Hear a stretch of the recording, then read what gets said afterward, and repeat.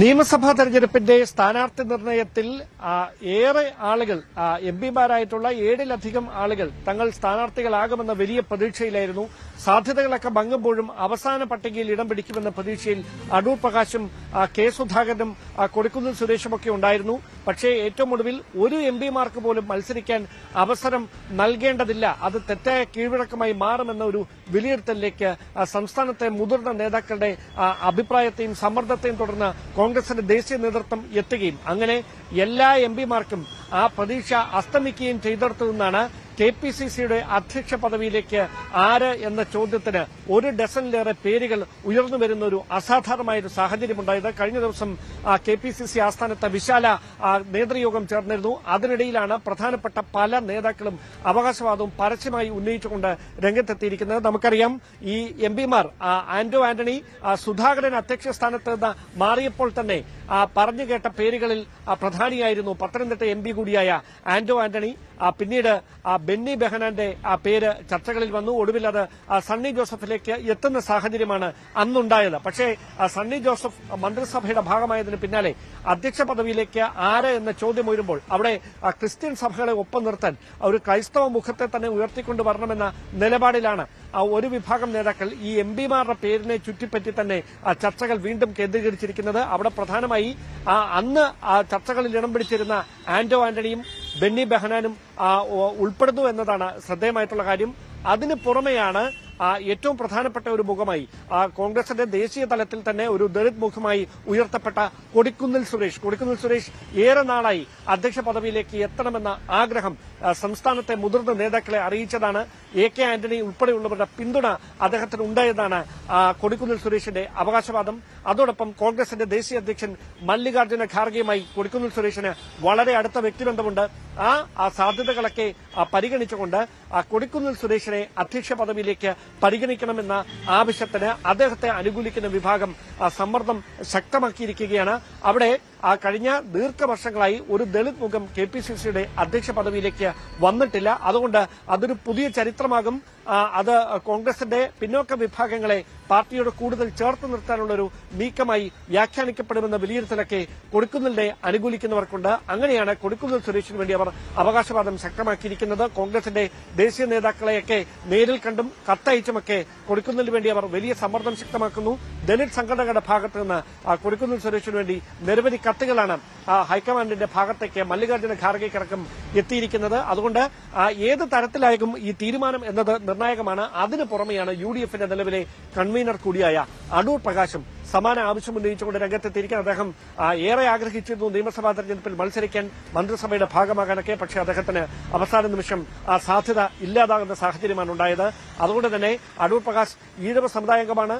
ഈഴവ സമുദായത്തിന്റെ ഒരു പ്രാതിനിധ്യം അത് കൃത്യമായി പാർട്ടിയുടെ തലപ്പത്തേക്ക് വേണമെന്ന ആവശ്യം ഉന്നയിക്കുന്ന ഒരു സാമുദായിക വിഭാഗമുണ്ട്. അവരാണ് അടൂർ പ്രകാശിന് വേണ്ടി രംഗത്തുള്ളത്. അടൂർ പ്രകാശിനെ പരിഗണിച്ചാൽ സംഘടനയ്ക്ക് അത് ഒരു ചലനാത്മകത സൃഷ്ടിക്കും എന്ന വിലയിരുത്തലാണ് അവർ മുമ്പോട്ട് വെക്കുന്നത്. സമാനമായ തരത്തിലാണ് ഷാഫി പറമ്പിലിന് വേണ്ടിയും. വടകരയുടെ MP കൂടിയാണ് ഷാഫി പറമ്പിൽ. കോൺഗ്രസിന്റെ യുവമുഖമാണ്, ക്രൌഡ് പുള്ളറായിട്ടുള്ള നേതാവാണ്. ഷാഫിയെ KPCC അധ്യക്ഷനാക്കണമെന്ന നിലപാടിൽ അദ്ദേഹവും അദ്ദേഹത്തെ അനുകൂലിക്കുന്ന ഒരു വിഭാഗം രംഗത്തുണ്ട്. അത് യുവാക്കളെ പാർട്ടിയോട് ചേർത്ത് നിർത്താൻ, സംഘടനയെ സംസ്ഥാന തലത്തിൽ കെട്ടിപ്പടുക്കാനൊക്കെ ഷാഫിയുടെ സാന്നിധ്യത്തിന് കഴിയും എന്ന പ്രതീക്ഷയാണ് അവർ പങ്കുവച്ചുകൊണ്ടിരിക്കുന്നത്. നമുക്കറിയാം, ബെന്നി ബെഹനാൻ UDFന്റെ കൺവീനറായിരുന്നു ഉമ്മൻചാണ്ടി മുഖ്യമന്ത്രിയായിരുന്ന കാലത്ത്. അന്ന് അദ്ദേഹം വലിയ തരത്തിൽ രാഷ്ട്രീയമായ ഇടപെടലുകളൊക്കെ നടത്തിയിട്ടുണ്ട്. പല പ്രതിസന്ധി ഘട്ടങ്ങളിൽ ഇടപെട്ടതാണ്. ബെന്നി ബെഹനാനും ക്രൈസ്തവ പ്രാതിനിധ്യത്തിന് പ്രാധാന്യം നൽകണം, തനിക്കൊരു അവസരം നൽകണമെന്ന നിലപാടിലാണ് ബെന്നി ബെഹനാൻ. അങ്ങനെയാണ് ഈ 5 MPമാരുടെ പേര് സാധ്യതാ പട്ടികയിൽ നിറയുന്നത്. അവർ ഈ അവകാശവാദവുമായി സമ്മർദ്ദം ശക്തമാക്കിയിരിക്കുന്നത്. അതിനു പുറമെയാണ് ശേഷിക്കുന്ന 5 പേർ. അതിൽ മുൻപന്തിയിലുള്ളത് ജോസഫ് വാഴക്കനാണ്. ഏറ്റുമാനൂരിൽ നിയമസഭാ തെരഞ്ഞെടുപ്പിൽ സ്ഥാനാർത്ഥിയാകുമെന്ന് ഉറപ്പായും കരുതിയിരുന്നയാളാണ് ജോസഫ് വാഴക്കൻ. അദ്ദേഹം പോസ്റ്റർ അടിച്ച് പ്രചാരണം അനൌദ്യോഗികമായി തുടങ്ങിയ ആളാണ്. അവിടെയാണ് വളരെ അപ്രതീക്ഷിതമായി ട്വിസ്റ്റ് ഉണ്ടാകുന്നത്. രമേശ് ചെന്നിത്തലയുടെ വിശ്വസ്തനായ ജോസഫ് വാഴക്കന് മത്സരിക്കാനുള്ള അവസരം നിഷേധിക്കപ്പെടുന്ന സാഹചര്യം ഉണ്ടാകുന്നത്. അന്നേ അദ്ദേഹത്തിന് ഉറപ്പ് നൽകിയതാണ് KC വേണുഗോപാൽ ഉൾപ്പെടെയുള്ളവർ കൃത്യമായൊരു പ്രാതിനിധ്യം ജോസഫ് വാഴക്കന് നൽകുമെന്ന കാര്യം. അങ്ങനെയാണ് പാർട്ടിയിൽ നിലവിൽ മറ്റ് ഭാരവാഹിത്വമൊന്നുമില്ലാത്ത, ജനപ്രതിനിധി അല്ലാത്ത ക്രൈസ്തവ മുഖം കൂടിയായ ജോസഫ് വാഴക്കനെ KPCCയുടെ അധ്യക്ഷ പദവിയിലേക്ക് പരിഗണിക്കണമെന്ന ആവശ്യം ശക്തമായിരിക്കുന്നത്. രമേശ് ചെന്നിത്തല അദ്ദേഹത്തിന് വേണ്ടി വലിയ സമ്മർദ്ദം ശക്തമാക്കിയിട്ടുണ്ട്. KC വേണുഗോപാൽ ഈ വിഷയത്തിൽ ജോസഫ് വാഴക്കിനോട് ഒരു എതിർപ്പില്ലാത്ത സമീപനമാണ് സ്വീകരിക്കുന്നതെന്നുള്ള സൂചനകൾ പുറത്തു വരുന്നുണ്ട്. അതിനു പുറമെ മുതിർന്ന നേതാവും ഉമ്മൻചാണ്ടിയുടെ വിശ്വസ്തനുമായിരുന്ന എ ഗ്രൂപ്പ് നേതാവ് കെ സി ജോസഫ്, അദ്ദേഹവും പാർലമെന്റ് തെരഞ്ഞെടുപ്പിലോ അല്ലെങ്കിൽ നിയമസഭാ തെരഞ്ഞെടുപ്പിലോ ഒന്നും ഇത്തവണയും മത്സരിച്ചിട്ടില്ല. കെ സി ജോസഫും മുതിർന്ന നേതാവെന്ന പരിഗണന നൽകി തന്നെ അധ്യക്ഷ സ്ഥാനത്തേക്ക് പരിഗണിക്കണമെന്ന ആവശ്യത്തിൽ ഉറച്ചു നിൽക്കുകയാണ്. സമാനമായ തരത്തിൽ മുൻ അധ്യക്ഷൻ കൂടിയായ എം എം ഹസനും വലിയ സമ്മർദ്ദവുമായി രംഗത്തുണ്ട്. കഴിഞ്ഞ ദിവസം അദ്ദേഹത്തിന്റെ അവകാശവാദം പരസ്യമായി തന്നെ ഉന്നയിച്ചു എന്നുള്ള സൂചനകളാണ് നമുക്ക് ലഭിക്കുന്നത്. എം എം ഹസനും സമാനമായ ആവശ്യം ഉന്നയിക്കുന്നുണ്ട്. പിന്നെയുള്ളത് രണ്ട് യുവമുഖങ്ങളാണ്. അതിലൊന്ന് മാത്യു കുഴൽനാടനാണ്. മാത്യു കുഴൽനാടൻ കെ സി വേണുഗോപാൽ വിഭാഗത്തിന്റെ കെ സി പക്ഷത്തെ ഒരു പരസ്യ നിലപാടെടുക്കുന്ന ഒരു പ്രധാനപ്പെട്ട നേതാവാണ്. മാത്യു കുഴൽനാടൻ തന്നെ KPCC അധ്യക്ഷനാക്കണമെന്ന നിലപാടിൽ ഉറച്ചു നിൽക്കുകയാണ്. കെ സി പക്ഷത്തുള്ള യുവ നേതാക്കളിൽ ഒരു വിഭാഗവും വലിയ സമ്മർദ്ദമാണ് മാത്യു കുഴൽനാടന് വേണ്ടി ചെലുത്തിക്കൊണ്ടിരിക്കുന്നത്. ഏറ്റവും ഒടുവിൽ 10ാമതായി ഉയർന്നു വന്നിരിക്കുന്ന പേര് ചാണ്ടി ഉമ്മന്റേതാണ്. മന്ത്രിസഭയിൽ ഇടം പിടിച്ചേക്കുമെന്ന സൂചനകൾ അവസാന നിമിഷം വരെ ഉണ്ടായിരുന്ന ഉമ്മൻചാണ്ടിയുടെ മകൻ പുതുപ്പള്ളിയുടെ MLA ചാണ്ടി ഉമ്മന് വേണ്ടി സംസ്ഥാനത്തെ രണ്ട് മുതിർന്ന നേതാക്കൾ കോൺഗ്രസ് ഹൈക്കമാൻഡിന് മുൻപിൽ അവകാശവാദം ഉന്നയിക്കുന്നു എന്നുള്ള സൂചനകളാണ് പുറത്തുവരുന്നത്. അതായത് ചാണ്ടി ഉമ്മന് ഓർത്തഡോക്സ് സഭയുടെ ഒരു പ്രാതിനിധ്യം മന്ത്രിസഭയിലില്ല. അങ്ങനെ ഒരു സാഹചര്യത്തിൽ പാർട്ടിയുടെ ഒരു നിർണായക പദവിയിലേക്കെങ്കിലും ചാണ്ടി ഉമ്മനെ പരിഗണിക്കണമെന്ന ആവശ്യം അവർ കോൺഗ്രസ് ഹൈക്കമാൻഡിന് മുമ്പിൽ വെച്ചിട്ടുണ്ട്. അങ്ങനെയാണ് 10 പേരുകൾ ചർച്ചകളിൽ നിറയുന്നത്. അതാണ് ഹൈക്കമാൻഡിന് മുമ്പിൽ തലവേദനയായി. ഡാൻ സൂചിപ്പിക്കുന്ന പോലെ തന്നെ 10 പേരുകളുണ്ട്. അതിൽ ഓരോ പേരുകൾക്കും ഓരോ സാഹചര്യം കൂടിയാണുള്ളത്. ഇപ്പോൾ സൂചിപ്പിക്കുന്ന പോലെ അത് ജാതിമത സമവാക്യങ്ങളെ അടക്കം അല്ലെങ്കിൽ പാർട്ടിയിലെ പാരമ്പര്യത്തെ സംബന്ധിച്ച് ഇവിടെ മറ്റൊരു വിഷയം കൂടിയുള്ളത് ഡാൻ, ഈ തെരഞ്ഞെടുപ്പിൽ, അതായത് നിയമസഭാ തെരഞ്ഞെടുപ്പിൽ ഏറ്റവും ഒടുവിൽ പേരുകളിൽ നിന്ന് വെട്ടിമാറ്റപ്പെട്ടു പോയ ചില ആളുകളുണ്ട്. ഇപ്പോൾ ജോസഫ് വാഴക്കിനെ പോലെയൊക്കെയുള്ള ആളുകൾ ഒരു പക്ഷേ നമുക്കറിയാമല്ലോ, അന്ന് ഈ ഫ്ലെക്സുകളടക്കം അച്ചടിച്ച ശേഷം ആണ് മറ്റു പേരുകളിലേക്കൊക്കെ സ്ഥാനാർത്ഥികൾ എത്തിയത് എന്ന് നമുക്കറിയാം.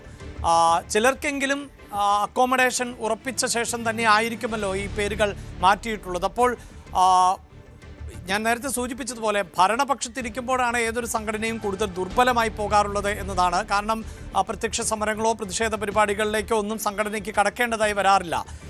അതേസമയം ഈ ഒരു സാഹചര്യം, അതായത് ഒരു ഫുൾ ടൈം KPCC അധ്യക്ഷൻ എന്ന നിലയിൽ പൂർണ്ണമായും ആ പദവിയിൽ തന്നെ ഫോക്കസ് ചെയ്തുകൊണ്ട് പ്രവർത്തിക്കുക, അങ്ങനെ ഒരു ഹൈക്കമാൻഡ് നിർദ്ദേശമുണ്ടല്ലോ, അതെത്രത്തോളം അപ്പോൾ MP-മാരാകുന്നവർ MLA-മാരായിട്ടുള്ളവരെയൊക്കെ മാറ്റി നിർത്തി അങ്ങനെ ഒരാളെ തെരഞ്ഞെടുക്കുവാനുള്ള സാധ്യത എത്രത്തോളമാണ്?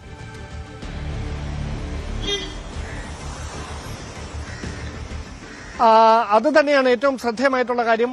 അധ്യക്ഷ സ്ഥാനത്തേക്ക് എത്രയും പെട്ടെന്ന് ഒരാളെ പരിഗണിക്കണമെന്ന ആവശ്യത്തിൽ ഉറച്ചു നിൽക്കുകയാണ് കോൺഗ്രസിന്റെ ദേശീയ നേതൃത്വം. കാരണം ചരിത്ര വിജയമാണ് നേടിയിരിക്കുന്നത്. 102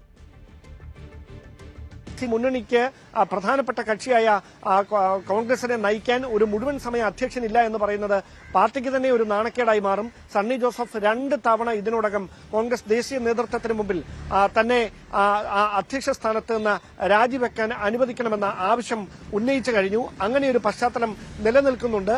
അതിനിടയിലാണ് ഈ അവകാശവാദവുമായി 10ലേറെ നേതാക്കൾ രംഗത്തെത്തുന്ന ഒരു